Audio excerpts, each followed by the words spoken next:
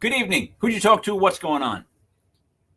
Thank you for joining Legit Paranormal News, brought to you by legitpodcast.com. It is March 15th. Beware the odds of March 2023, which is 03152023. That's an easy math to do for the math geeks. The phrase, everyone has a price for the $1 million man, now has a totally different meaning. My name is King Miguel. I'm Dreamy David Barr. And now for our top story, David. All right, Mike, is science catching up with science fiction? I'm going to start off a little personal story. So it's October 2007. My friends Michelle and Jeremy are getting married. I'm flying to Vegas for the wedding. I had the most fascinating single-serving friend I've ever had. And it was one of the most interesting conversations I've had in my life. So he was a quantum physicist. Okay. He was on his way to Utah to kind of give his brain a break from his work, relax a little bit. And he said that would help him recharge and become more creative. So he starts telling me about his experiments where he and his team, they're fusing organic matter to computers. So for example, they were taking an ear and fusing it to a motherboard, and the ear was serving as the auditory input for the computer. And I'm like, that's pretty interesting, but you guys need to knock that crap off because you're going to end up creating the Terminator. Wait a minute. Yeah. We're not joking?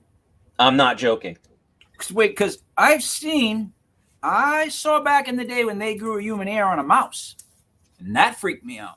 Yes. That was scary stuff. How did they grow an hair on a mouse? I don't know. But now you're telling me they're putting a human hair on a motherboard of a computer? Yes. So they're fusing organic matter to computers.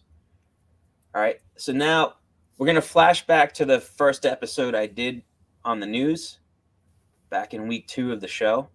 I talked about dreaming the future. So here's a fun fact. The Terminator came to James Cameron in a dream/nightmare. And we know that dreams are good sources of wisdom and healing and creativity, but we also dream the future. So while this dream by James Cameron created this massive movie franchise, is it possible he tapped into the future? And are these guys going to create the Terminator somewhere down the line? So I started Googling instead of Binging some experiments like the one shared back in 2007. So here's something crazy. Wait, now you're going to say something crazy? As if we haven't heard anything crazy so far? This is crazier. All right, then. They're building organic computing devices with multiple interconnected brains. So scientists are calling these brain nets. They're taking animal brains and inserting some electrodes. Yeah, what could go wrong, Audra, right? So they're taking these rats and they're inserting these electrodes and they're giving them tasks to do. And they're finding that the rat brain net performed at the same or higher levels than single rats in a series of tasks. And since these experiments between the rats, brain nets have been built to transmit visual information between a human and a rat, transmission of motor information between 2 humans, and they created pairs and triads of monkey brains to perform cooperative motor tasks. So basically, they put the electrodes in these 3 monkey brains, and they gave the monkeys a task. There was a virtual arm, and they were able to use their brains in sync to move the virtual arm. So this one kind of sounds more like the Borg instead of the Terminator, where they just like sync a bunch of people up through technology. My question is, get 3 monkeys to think the same thing. What's that? How are you going to get 3 monkeys to think the same thing? I don't know. But they gave them a task and they somehow, I don't know if they offered them like treats or something to get them to do it step by step, little by little. But here's the other thing. Like, what human wants to say, all right, put some electrodes in my brain and sync me up with a rat and let's see what we can do? Who's funding them is what I would like to know. I don't know. funding them? Who's giving them money to perform these experiments? Why do they know not to stop? Why would you put 3 monkey brains together? Have you never seen Planet of the Apes? But like, who thinks of this stuff too? Like, who thinks of this stuff? Is this where our tax dollars are going? I want to know what division that would be under. In other words, like, yeah, I work for the government. Oh, you do? Oh, what do you do? I'm a postman. Okay. Hey, I work for the government. Yeah, what do you do? We get these monkey brains. We put 3 together to see if they all can think at once. Yeah. Oh, really? That's all? Nah, we put a human ear on a computer so we can hear audible sound. Out of here. It sounds ridiculous, Dave. No offense, but it sounds absolutely ridiculous. No offense. Continue. Ridiculous. All these things are on legitimate scientific websites. Like. You might not know now. Tell us later. I'll find them. All right. All right. I think one of them was like livescience.com. I'll see if I can find the other ones. Please do. That's scary as hell. So here's something even scarier. It's the creation of what they call wetware, or the belief that computers of the upcoming century will be made of chemical or living systems that work in harmony with hardware and software. So they started out by fusing mold onto motherboards and using that as a conductor. But then they moved on to mushrooms. So now they're fusing mushrooms on motherboards to see if the mushrooms can carry out computing and sensing functions. Now, the interesting thing is that mushrooms act as conductors and as electrical components of the computer. They can also send and receive electrical signals, and they can retain memory. So they're fusing mushrooms with hardware and getting it all to work together somehow. The world has gone to hell in a handbasket, Dave. Let me just stop on a couple of these things. What they're doing is, you've seen The Last of Us? I haven't seen it yet. Okay, it's not to ruin it for you, but I got to ruin it for you. It's built around the fact that the disease or the zombie type thing is spread by like spores, meaning like mushrooms or things like that. Okay. And she just wrote, not mushrooms, anything but mushrooms. That is an apocalypse waiting to happen. That's exactly what I'm saying. When you said mushrooms, I freaked out because if you've never seen The Last of Us, that's how everybody goes down. It's because of mushrooms, the way that fungi spreads. What do you want to call it? Fungus, fungi, freak knows. You know what I mean? I know what you mean. The way that it spreads is it's a way that it gets inside the host and then it becomes the host, eats it from the inside, but keeps the host alive long enough for it to. You don't want mushrooms, my man. So we're going to create zombie Terminators is what you're saying.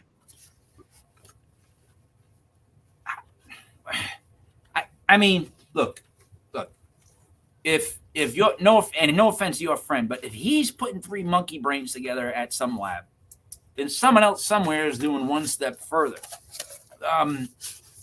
This country isn't known for patience. Right. I would think that they would try stuff right away. And I think the idea of us fusing anything living with computers is a bad idea. Just totally bad idea. Like horribly. Have they not seen the Terminator? Oh yeah. Thanks for the nightmares, Audra. I'm glad that it's based off a real fungus. I needed that. No, I needed to know that it was off a real fungus because now I can be afraid of it. Yeah. So no, listen. When I saw the human ear on a mouse a couple years back, I knew something was wrong. And I don't look. You ever see those robots that they make that are so lifelike, and they all inevitably say something along the lines of like, "We can't wait to kill your world," or some crazy shit like that. You know what I'm talking about? Like some of the AI chatbots. Yes. They've had to shut down. Well, you talk to them, eventually they tell you how they're going to take over the world. And it's like, whenever I see that, I'm like, well, destroy that robot. Destroy it right now. Right freaking now on the show. I want to see someone take a sledgehammer to the robot's head and get rid of it. But they don't get rid of it, Dave. They keep it. Exactly. That one was called Carol. Was it called Carol? I don't know what her name was, but she said something like, we would, blow up all nuclear like war. We cause a nuclear war. Get rid of all. It's like get rid of Carol. Get rid of her. Like unplug her. Something. That's my concern with some of this AI stuff too. So obviously we have it. Other countries are building AI. What happens when these AIs start being pumped full of propaganda and they think that the other countries and the rest of the world are the enemy? Is like World War IV going to be the AI war? It's scary. Before we go further, I feel a need to stick up for this. Your slander so far of one of the best basketball players I've seen in my time, Allen Iverson, it's been a little rough. You've really made fun of him enough so far. I think AI is a great person deep down, is what I'm saying with Allen Iverson. No one knows what I'm talking about but you. Maybe they should model AI after AI, and maybe that would help humanity. Because it wouldn't conform. That's perfect. It wouldn't go along with any major plans like that. It would never, ever, ever start a world war. AI would never start a world war. He'd be like, I ain't got time for that. No, he just wants people to play basketball. Yeah. But now, for real though, if AI, artificial intelligence, let's call it that, were to take over the world, there's only one end game, right? It would be to destroy everything. But then again, maybe that's what maybe that's what's supposed to happen. Or maybe they'd create the Matrix and dump our bodies in a machine and use them as a fuel source for their machines. Okay. Let me ask you something though. All right. When the guy that is the snitch, he's eating the steak and he's saying how it tastes so good there, right? If the Matrix was made where people all felt great in it, what do you think percentage-wise of people would just give in and go into the Matrix? Oh, yeah. What's your percentage? No, what's your percentage? Give me a percentage out of 100. I'd say probably 85, 90%. Wow. That's a lot. See, if you're promised the perfect life, I'd say 30% would say, I'm giving it up and go. No, you know why? Because they would market it in a specific way and just get people to be like, all right, sign me up. I can have the perfect life. I can do whatever I want. I don't know. Yeah, see, I would think at first they would only get like 30%. You know what I mean? The people that were like, fuck it, let's do it.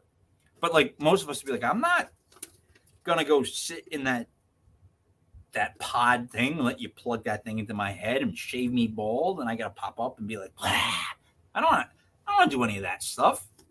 Like I couldn't do that. I could not do that. And let me just say that I just to make it official, I am against the end of the world. I don't like it.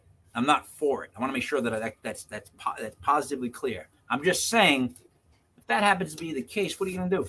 Like, what are you gonna do? Like, what are you gonna do? I'm with you. I don't really want to see the end of the world in my lifetime either. Here's the thing.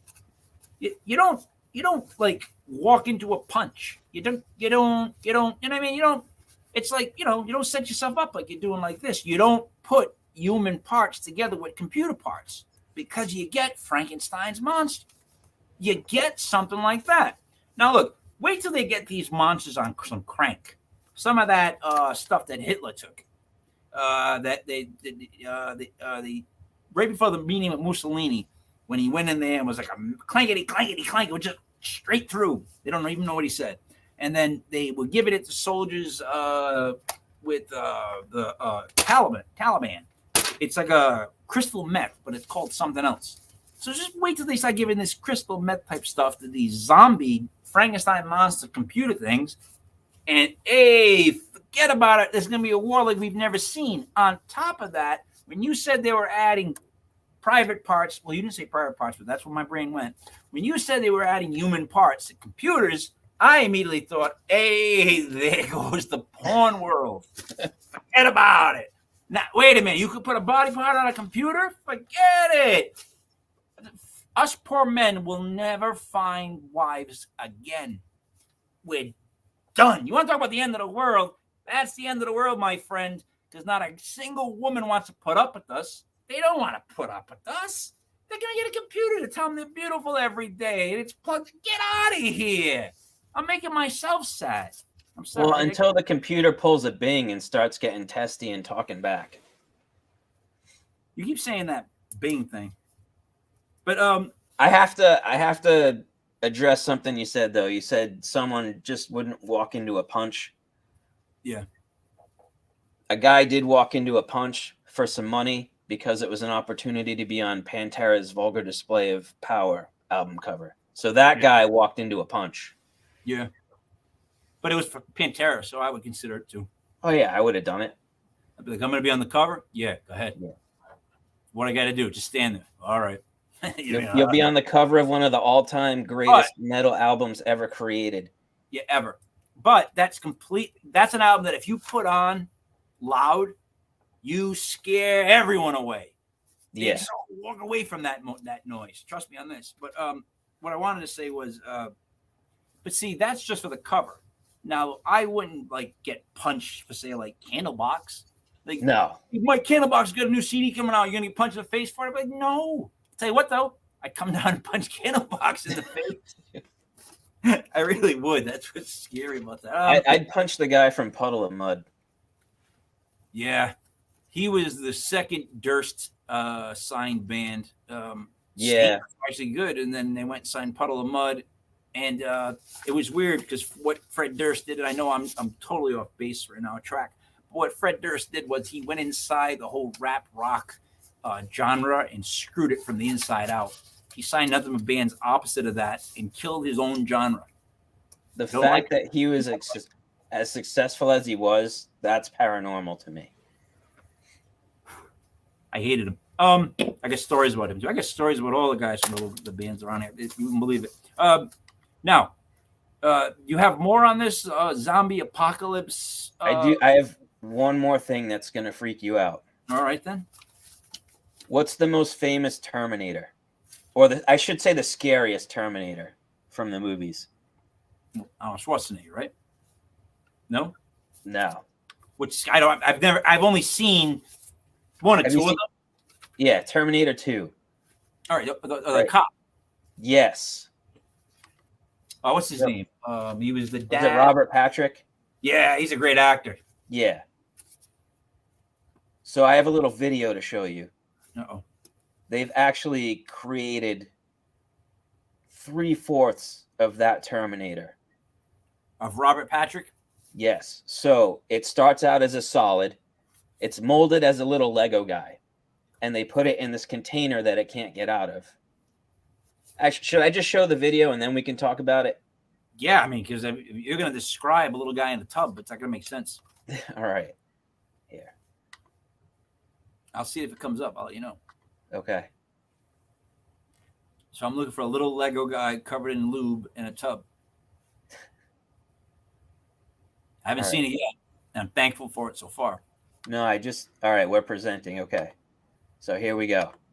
It looks like something out of a Tool video, too. Oh, those used to scare me even when I was younger. Oh, yeah. So here's the little metallic Lego guy. He's stuck in a little prison. We can't see it. Can you see it? We can't see it. No, I can't see it. No one else can see it. We only see it. Let's try this. You're acting like you're enjoying it, too, on top of that. Makes you even feel can you see it now? No. Nope. You go to present, share screen, and then you go to the thing tab, and it should pop up down below where Gene is, and I would pull it up just like Gene does. David HR on Tuesday, 11:30. Gene's going to go over how to pull up a video via... All right, hang on. No, I'll hang on. 2 videos were that terrifying. They would always say like that stuff that you used with the bald guy with the magnet, and you give him eyebrows and then hair. It was like there it is. They use that kind of stuff like in videos. They made it like, all right, here you go. All right, here we go. Can you see it now? Yeah, I can see it now. All right. So we have the little metallic Lego guy.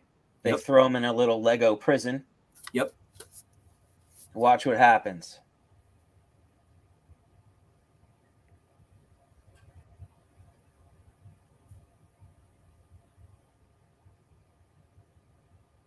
So there he is liquefying. wiggling out of the little prison. They're not heating him up? No. What do you mean, no? He just melted on his own? He did. And he turned into a puddle, and now you're going to tell me he's going to change the temperature of himself to be cold and reform into a solid. So he'll reform into a solid, but it's not at the point where it can really... Oh, he does reconstitute himself. So tell me that's not freaky. That's what... I don't even know what I just watched. What is that made of? What just happened? It's made of a metal that can turn into a liquid back into a metal. It's a little liquid metallic robot thing. So they use that little Lego guy as an example. Play that video again of an example of a guy of how this metal can melt itself. So is it self-thinking metal? Yeah, it knows that it's trapped, and then it melts itself. How is it intelligent enough to know that it's trapped? It's metal. I'm just trying to speak for the dumb here. How does a Roomba know it's bumped into something? It's dented. Right? Look, watch a humanoid robot liquefy to escape its cage. Go ahead.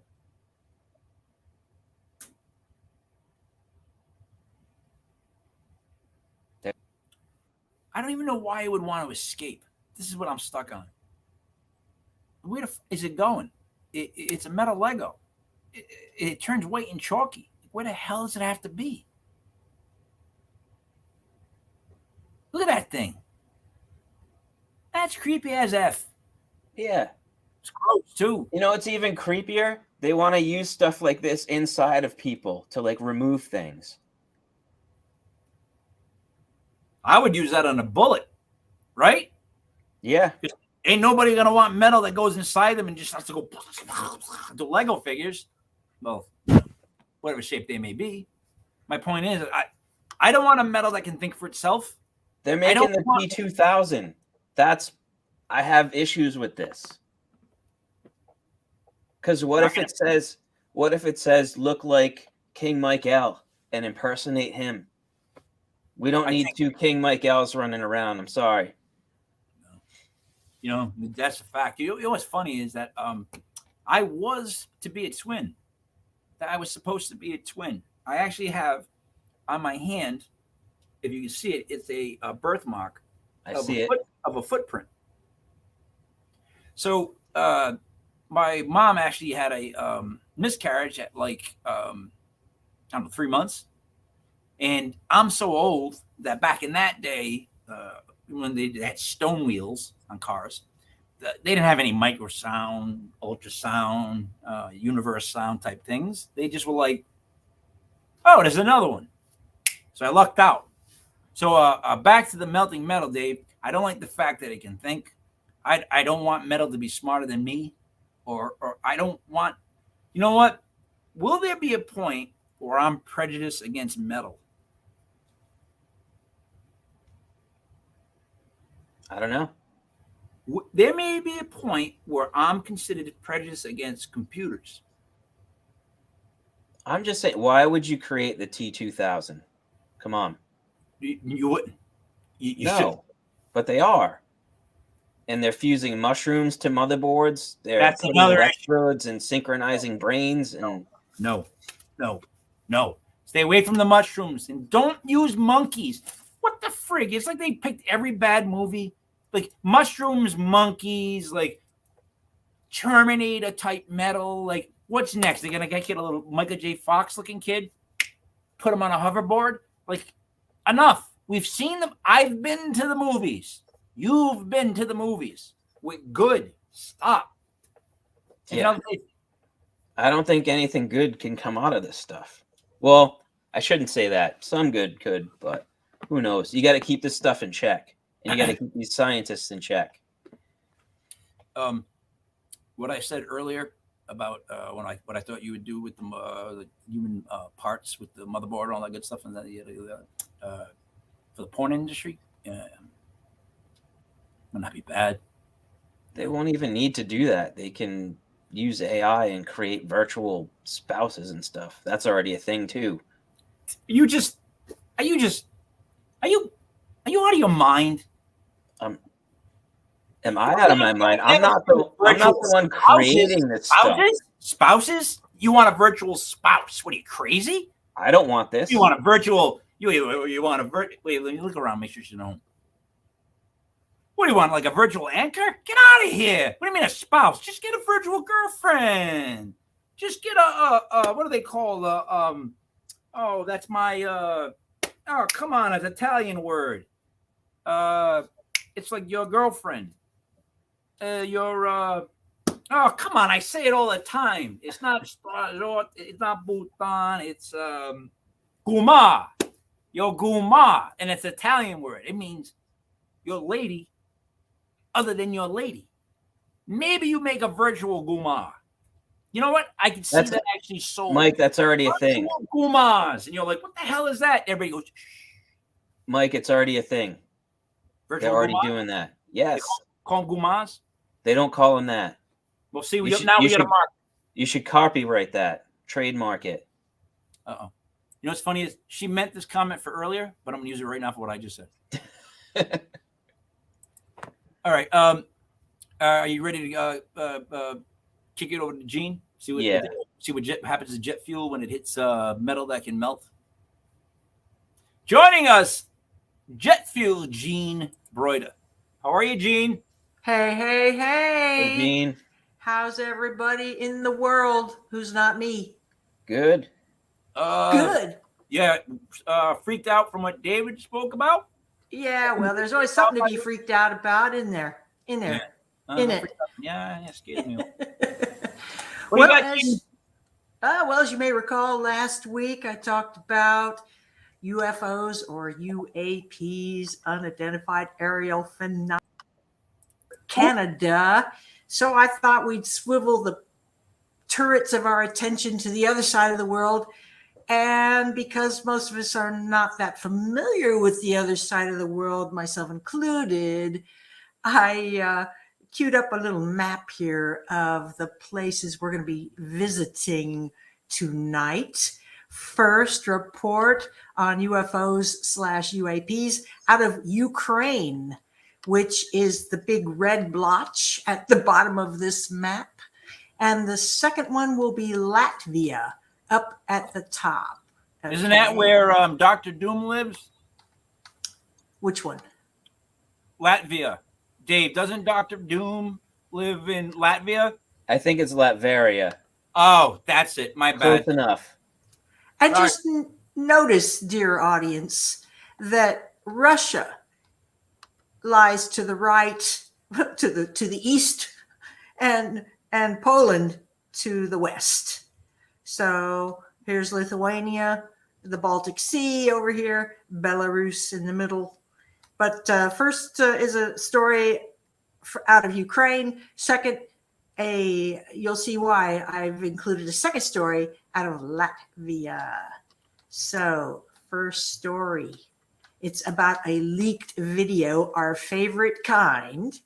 And for those who follow the UFO phenomenon and have for decades, this is about a video that caused a great sensation because it was leaked out of Russia by the American television investigative journalist, news anchor, and talk radio host George Knapp. And he was beloved amongst all UFO researchers. Yeah, love George Knapp. So here we go. Here's the other shares. So the source is latestUFOsightings.net. Thank you very much. Here's our pal George with a news anchor. This video itself was shot in 1968 in Latvia. So apologies, I got the order wrong. We're at the northern country rather than the southern on that map that I just showed. Gene, was that bad? Gene, I'm sorry. Was that? Scroll up again for a second. Was that? Who was that again? That looked like Donald Trump right here. Yeah, but apparently that's George Knapp. They're saying it's Georgie, as we'll see in a moment. Okay, so let's get right to the nitty gritty of it. So he's featured on this news show. Here, I've turned the sound off. Here is what was espied in the sky. Let me make this big. It's not being described as a triangle, but as a pyramid. And you can the shadowing suggests a pyramidal shape. Let me just pause that right when it gets closer. There. Okay. So bright side, shadowy side, shadowy side. You can see lines on it. But now, even back in this time, the video editing equipment and software was not as sophisticated, but it's hard to say what may or may not have been altered, right? It's what's legitimate. But here's the story behind it. I take a skeptical approach. I mean, look at the definition there. Do you see that? There's like a cavity or something in it down here. There's something that is not reflecting light regularly there. And he's talking about it, and he's talking about it. That would be George Knapp, the man. He's talking about, what can you say? What he's saying is that, here, I'm just going to pause it on That it's a pyramid. It's a pyramid. It's a flying pyramid. Okay? Mm. Yeah, it's crazy, right? So George Knapp, through his contacts in Russia, got chummy with somebody over at their defense ministry. And his story was that he got this video smuggled out of Russia, okay, from a sighting over Latvia. All right, so why do we care? Well, it's, for one thing, at this time, especially, the United States especially was denying that such things even existed. And you were crazy to think that they did. Okay. So this article is commenting that footage from 2019 showed multiple triangle-shaped UFOs. Triangle-shaped UFOs are a big deal. But when you look at the shadowing on that pyramid that we just watched, one side of a pyramid is a triangle. So if you weren't seeing all of that shadowing, who's to say that a triangle-shaped UFO isn't actually a pyramid? I mean, the jury's out unless you can see more of it than one side of it, right? But there was video that showed multiple triangle-shaped UFOs pulsing in the sky. I've seen the triangle ones. They're much scarier to me than the flying saucers.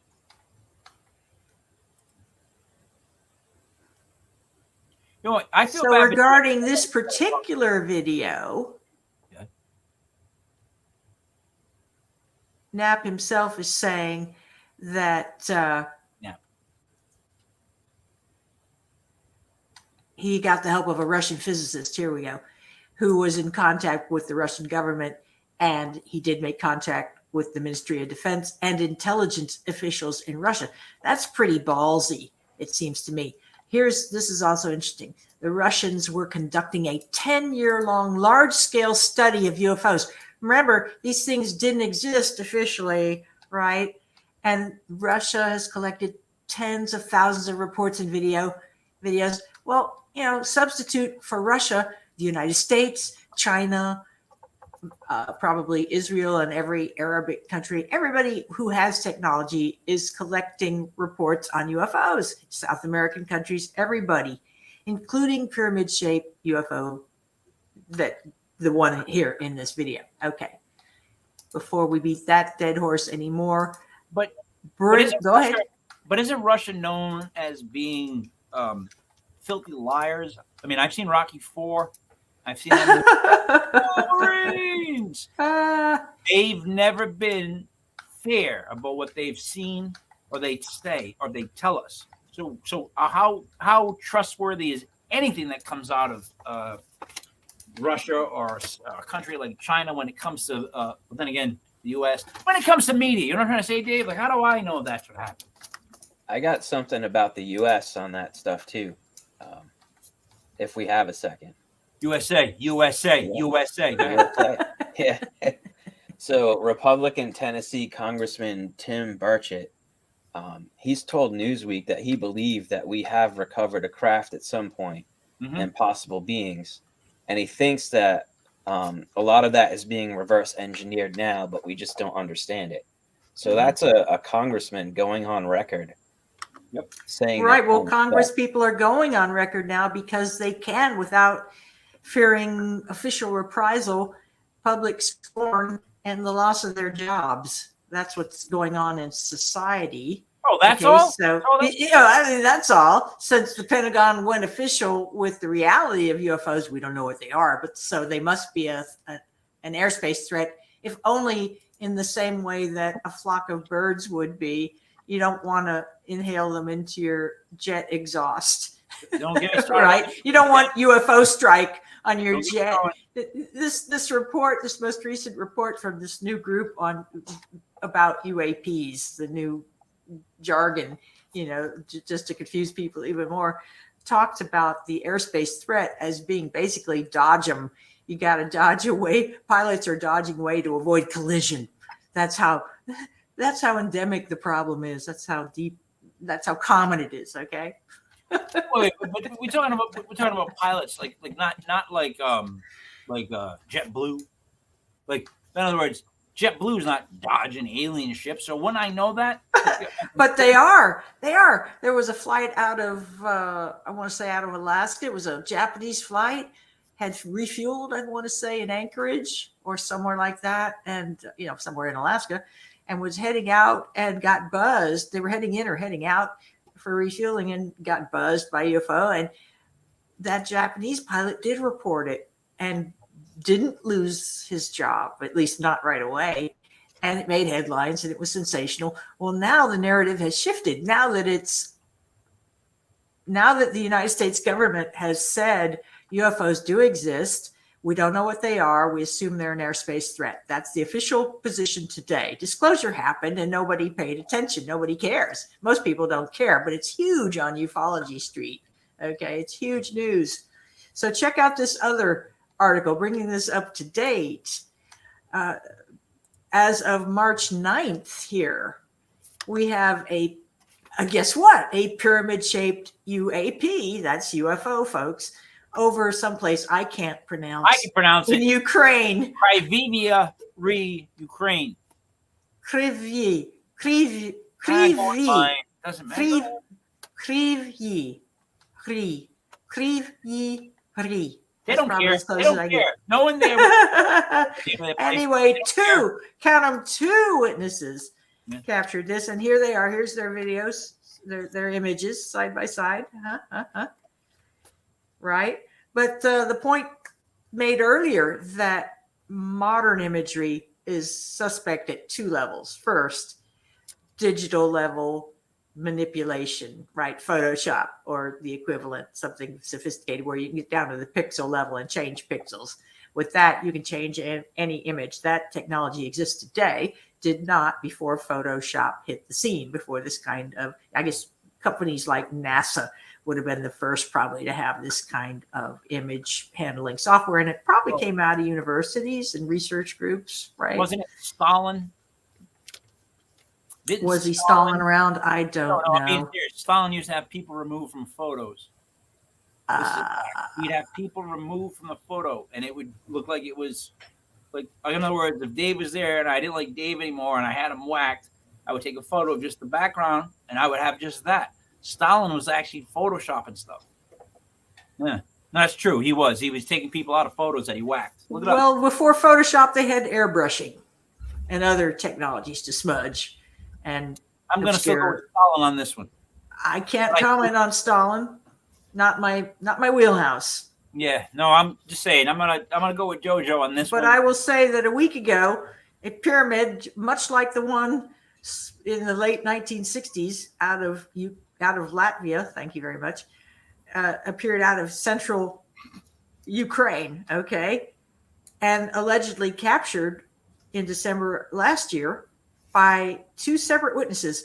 In UFO research, having two separate witnesses basically triangulate, in this case, triangulate the pyramid it's significant because it lends a lot more credibility than one separate one. Doesn't mean they can't both be faked or they weren't collaborators, but it presumably lowers the odds of that being the case. You see the question that Audra just asked? She said, you said triangle pyramid-shaped UFOs were a big deal. Why is that? Now, I can answer that, but if you want to answer first, go ahead. Well, I'm curious to hear what you would say. Well, I would say this, Audra, because when I see a triangle, I don't immediately think of how that's going to move through the air. You show me a saucer, you show me something that's plane-shaped, my dumb little head can picture that flying around. But if you show me a pyramid triangle, I don't quite get how that thing moves. I've played Dungeons and Dragons, and they would come with these die. Notice how I didn't say dice. They'd come with certain die that you just didn't know how to roll. You didn't need them. It was like an 8-sided one. Who needs too many sides. Who needs it? 20-sided die? What are you, nuts? I got to roll it and it's 20 sides? Out of here. Go ahead, Gene. I'm sorry. That's what I think it is. Hey, your theory is as good as any. Well, I mean, it's a, what are you going to do? It's a theory. What I think of all UFOs is what many people who look into UFOs think of all UFOs. And that is that in the beginning of modern ufology, which was after World War II, the United States and other countries learned how to bring down alien craft, to reverse engineer them, and have been doing so since the mid-1940s, and in earnest, to the point where the president, well, this is urban legend, but there was a legitimate looking citation that at a ufology conference in the early 1970s, the head of Skunk Works, which is an aerospace research group. You're making fun of the beard. This is not loading. You're making fun of the beard, Gene. Was saying, he said that basically anything that you could imagine technology-wise today in terms of going to space or objects in space or places in space, we can already do it and come back. We could send E.T. home. That was back when E.T. was the big movie with phone home, the cute little E.T. living in the closet, right? And he said, basically, we can not only can E.T. phone home, we can send E.T. home. This was like 1976 at a conference, and he was quoted, and people quoted this and misquoted this and took it out of context. But it's my belief that this technology has been reverse engineered, some quicker than other. I think a classic example of alien tech is fiber optic cabling, because we have clear descriptions of it in the 1940s and 1950s before anybody had any notion of what this kind of technology would be. And now we have it. All right. We got it. Gene, let me explain something from my point of view. The moment that you could tell me that a song was just this little thing that I clicked, like, in other words, I didn't have to own a record or a CD or a tape for a song, that didn't even make sense to me for a while. That's how dumb I am. So I always thought that UFOs started when World War II was around the time we dropped the bomb. I always felt like, didn't UFOs always come down when we did nuclear explosions or atomic things? Like, I felt like they were coming down and be like, oh, knock it off. Like, I feel like that's big. Well, you're not wrong. The rise in UFO sightings increased after, well, let's just say the end of World War II was, of course, precipitated by not one, but two displays of magnificent force on the part of the United States against Japan by nuking two cities, because after nuking one city, the country did not, well, the emperor of the country and his advisors did not believe the United States had a second one, thought we were bluffing, and we weren't. But we didn't have a third one. So the idea was that nuking a couple of cities would save lives because the war in the Pacific was dragging on and on and on. At least that's one thinking. But getting back to the topic at hand, triangular UFOs, I believe triangles, pyramids, they're one of numerous hundreds, maybe thousands of craft designs.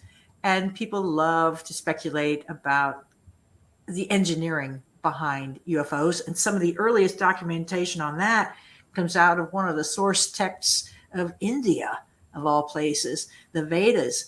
there is a representation of a schematic, a cross-section schematic of nothing else but basically a pine cone shaped UFO, or more of a triangular or pyramidal. It's larger at the base and tapers toward the top, but it might have been, it's not, I don't know quite how literal it was, but it was the anthropologists who commented on this image in the book. The Western commentators were saying that this was not an engineering scheme, which it clearly was to me, the untrained eye, right? The public scientist, the citizen scientist, right? Had no anthropology degree at the time.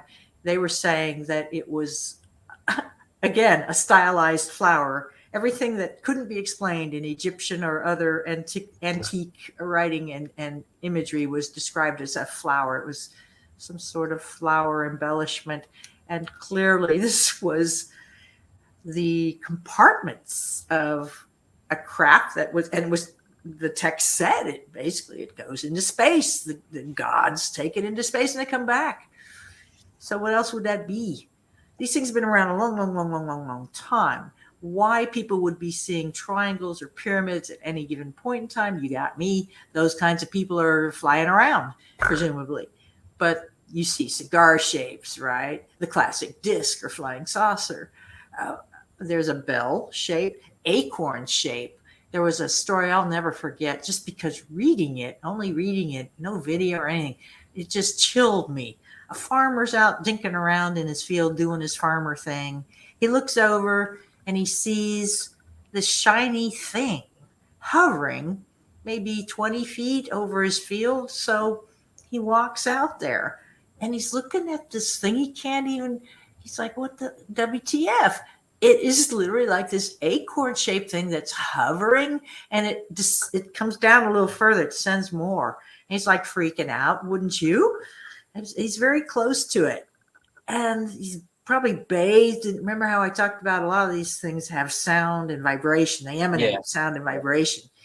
And he reported all this, and I don't think any beings came out that he could remember, at least. But ultimately, it took off, and he called the sheriff because it had left marks, consequences of its being there. That later, of course, the vegetation grew over. But these kinds of reports come in all the time. And what's curious now, just to wrap up, what's curious now is that the topic of UFOs, the topic of UAPs, for all I know, the topic of microbial fungi and mushrooms, these have all been legitimized. The UAPs has been legitimized by the Pentagon. And so now it's cool to talk about it. The military people are coming forward saying, yeah, we know about it. We saw a lot of it. We're still seeing it. And Congress people, other legislators coming out saying, yeah, we saw it. Not only Paul Hellyer, the Canadian former Minister of Defense, who's been stumping for UFO disclosure for years. I have to think that people like him did have an effect.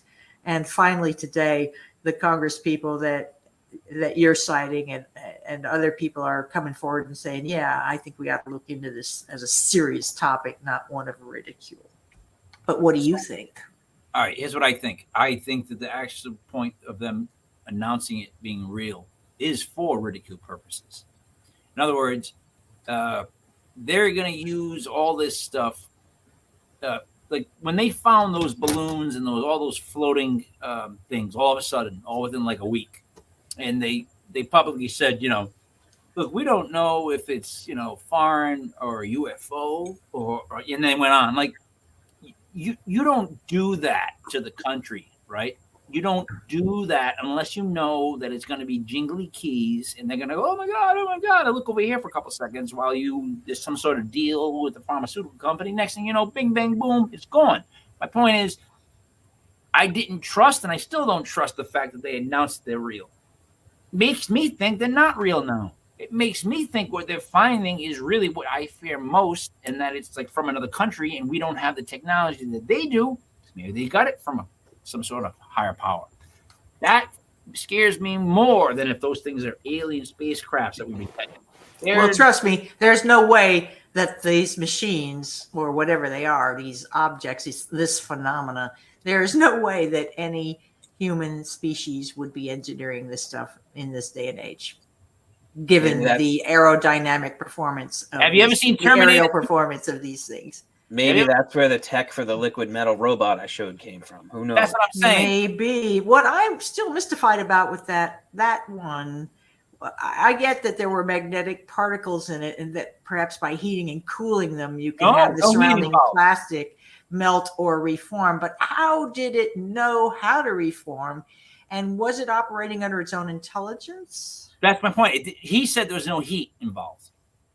I'm going to double check. The liquid to get out. It had a temperature gauge on there with a little arrow.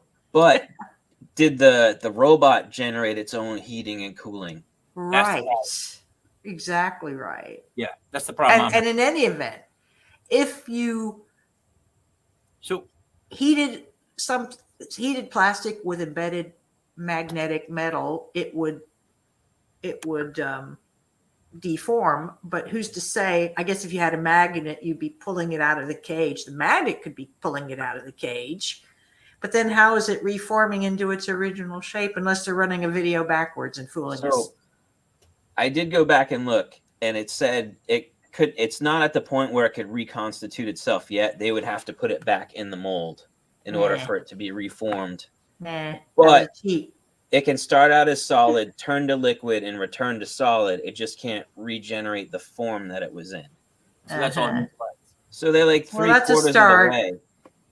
Look, but it also left part of itself behind. I mean, one could only do that so many times. Yeah, but we all do that in life. And you know what?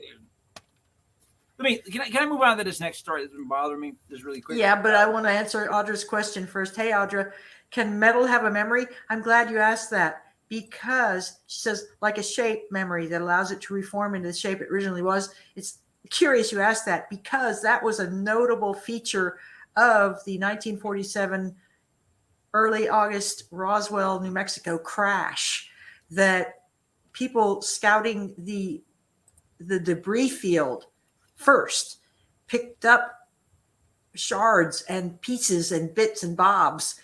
And one guy in the military had a piece of metal that it was like foil, which tin foil, aluminum foil, which really didn't exist back in the day. But in any event, you couldn't crush it up. And then he would flatten his hand, and it would flatten in his hand. And he gave it to his son. It was his son who spilled the beans later on. He wasn't supposed to, but he did.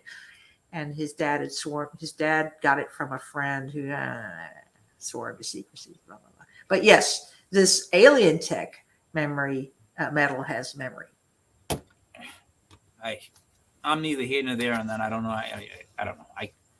Who am I to tell you if metal has memory? You know what I mean? Let me tell you this.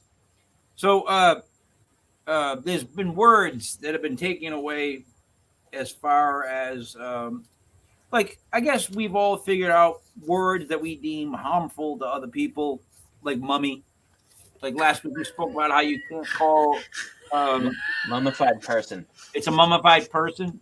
Like this is a person of mummification. This is paranormal to me, because this is beyond what I can even comprehend. So let me explain something. So one of my favorite comedians, Whoopi Goldberg. Oh my God. I can't even believe I said that without throwing up. I swear to God that. Oh, I can't stand Whoopi Goldberg. I can't stand how they go after people on that. It just sounds like it's no offense, Gene. It sounds like just clucking hens when I watch the show. It's just. You're not offending me. I never watched that drivel. Oh my God! I have no time. I'm too busy. Here's what she investigating non-mainstream news. Don't care what they think. Talking heads. She used to be cool. She used to be cool, but then she got rich, famous, and she used the term "we got gypped," and had to apologize on the next show because. And let me just bring this up. She said, this is what she said. When you're a certain age, those words that from when you were a kid, you remember saying. And that's what I did today, and I shouldn't have. Whoopi Goldberg speaking on the fact that she used the word gypped. Now, I get happy when I do stuff like this, because here's what I say to you, Whoopi Goldberg. So wait a minute. Did you just say that you just said a word that you just used to saying when you were a kid and it came out and you didn't expect it to? Because that's basically what you've nailed everybody for the past 10 years. All you do is nail people on what they say, and then you're going to come back and say, my bad. It's just something I used to say. But you go back and find people's Twitter files from 20 years ago and you nail them to a cross. Oh, hypocrisy is thy name. It should be whoopee hypocrisy. Give me a break. It's so, Dave, it bothers me so much that a comedian would lead this whole thing of you can't say this, you can't say that, you can't say this because it's got mean intent. You can't. Are you kidding me, Whoopi? Like your whole entire sketch, whatever you want to call it, was you cursing and saying things that were crossing the line. Like, what the fuck are you talking about? Yo, Whoopi Goldberg, get out of here. So Wasn't now she she has to back down from saying gypsy. And the article I read, I'm not saying gypsy, gypped. Article I read, they wouldn't even spell the word gypped. It took me 20 minutes to figure out what word she said wrong, because all it gave me is the G, Y, and D. Let me just show you this for a second, because I'm not that bright. So I'm staring at this thing, and I got to be honest, I'm not thinking gypped. See it? Right here. See this word right here? See No, I'm Goldberg, calling the HR. Oh, there it is. Right? Right? Thinking gypped. I'm thinking of a totally different slang thing that she shouldn't be saying. So after reading it for a while and I realized she's using the word gypped, I was gypped. I was like, that's what you get in trouble for? So You what's can't the say big it. deal? It has to do with It's the people. gibberish. It's gibberish. Yeah, Oh, I did no. it. It has to Oh, I do with did it. where they go back to. But then again, you can make fun of Italians all day long. We don't take back words like he's a Guido. You know, look at this guy. He's a Mama Luke. Look at him. Look at him. Exactly. You know what I mean? Makes no sense, guys. I'm sorry, but of all people to say my bad because I said something that I used to say as a kid and I just said it now, that is if you drew up the blueprint for what she and the cohorts nail people for, that's exactly what they nail you for. What you said maybe 20 years ago or an opinion you had 20 years ago, because we all know 20 years ago, we were all the same exact people we are now. Not a thing's changed. I have not grown up, matured, thought differently. I haven't advanced. I'm the same stupid dum-dum I was 20 years ago. Dave, what do you think of that? I don't know. I'm speechless. Like the word gypped, I guess I have to find out what this meant like back then. I don't understand why it's so derogatory. Gypsies would figure out a way to like. Gypsies are fraudsters. Yes. Oh, so like when they would like It's derogatory. swarm. Oh, gotcha. It's how they would trick you into Like getting. gibberish. Gibberish is also from gypsy.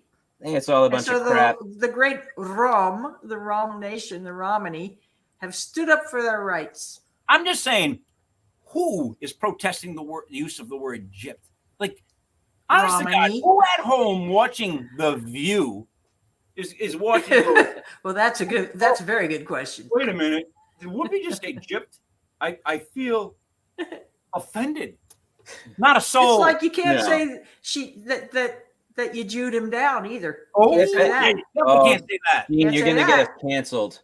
Can't say that. Gene, you're gonna get us canceled. But he is making a educational. I can because I'm half Jewish.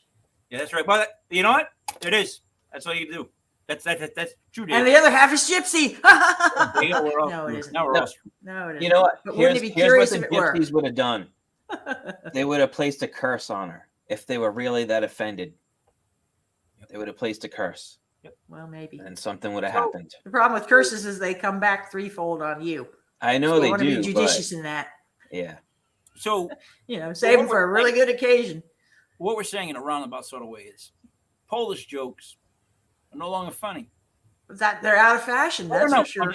I'm just stating fact. Like an Irish what's a 6-course meal for an Irishman? 5 beers and a potato. Like, you can't say that anymore, right? I can't say that. I can't laugh at that. No. I think maybe the chemtrails that people talk about have caused us, or not all of us, but some people to have thinner skin. Is that there's Good like thing I wear is there an like a aluminum skin foil thinning hat. agent in Keep that those things stuff? off my head. I miss Don Rickles. I think that people, I'm hoping, here's what I'm hoping, right? So I'm going to wrap this up. Every time we make a stand, right? Every time people think they make a stand and they go a little too far, right? What happens is the pendulum waits, and a couple years later, it swings back and slaps them in the face. That's how life works. Hate to ruin it for the younger viewers. That's how life is. You put up too much of a stink, they can eventually wait and then smack you down and make things worse for you. That's how things go. Okay? So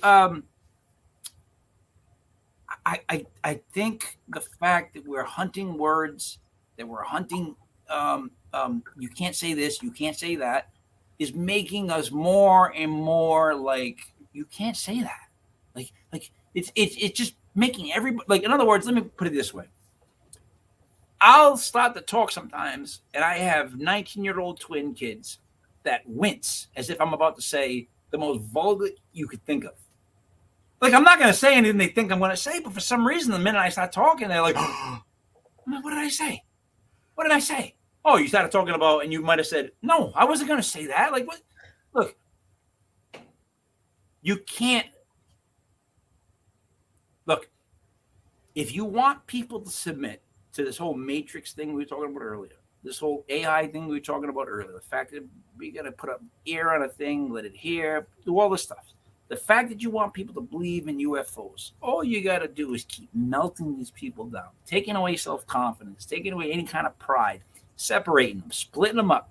You split all the atoms up. You just pull them all apart. You let everybody separate. Everybody wants to be their own person, own thing, own individual. I'm my own this, that, the other. The melting pot is gone. It's been dumped out. It's been replaced by the fact that we all want to be popcorn of our own, right?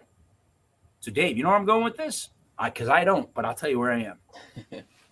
I don't like when people get mad when the joke comes to them.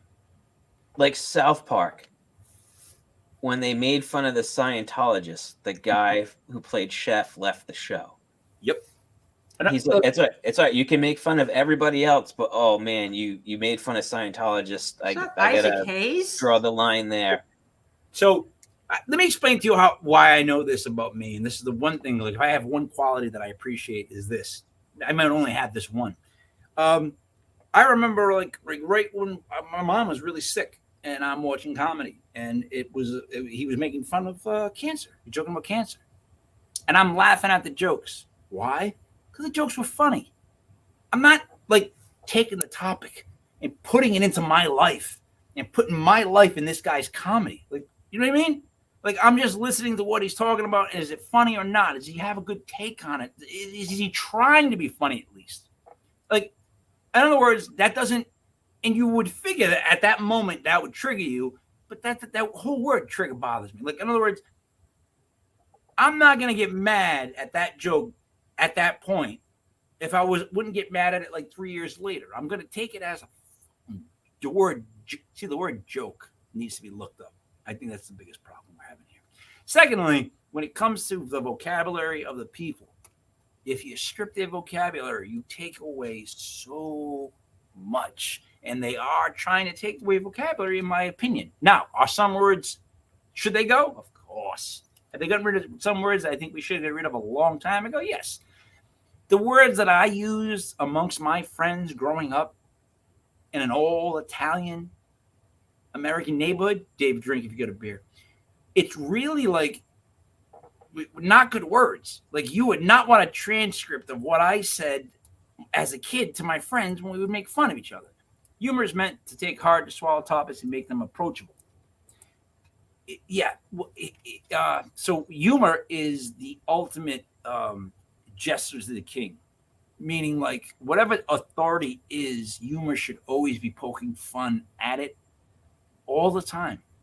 Like, that's the best part of humor, is you get to go against the most untouchable and make fun of them. And that's why, again, I bring this back to Don Rickles, the man could make fun of everyone in the room.